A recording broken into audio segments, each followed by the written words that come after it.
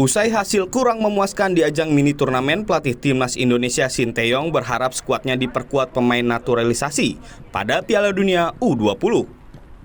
Amunisi ini akan berguna untuk menutup kekurangan tim. Setidaknya ada 3 pemain yang diproyeksikan untuk menambah kekuatan tim, Ivar Jenner, Rafael Struijk, dan Justin Hapner. Merespons kondisi ini, Menpora Zainuddin Amali memberi kabar melegakan. Pasalnya, proses naturalisasi ketiga pemain kini memasuki babak akhir. Pernyataan ini disampaikan Menpora saat menerima laporan hasil pemantauan keuangan dari BPK di Auditorium Kemenpora Rabu sore. Menpora menegaskan restu Presiden yang tertuang dalam berkas sudah ditandatangani. Selanjutnya hanya tinggal menunggu persetujuan DPR saja.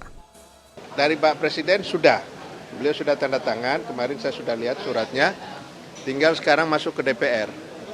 Nah DPR sekarang kan masih reses ya? Ya, jadi menunggu mereka karena itu harus diparipurnakan. Gitu. Dengan kita sudah ada komunikasi dengan Komisi 10 dengan Komisi 3 itu kemudian dari situ akan dibawa ke paripurna.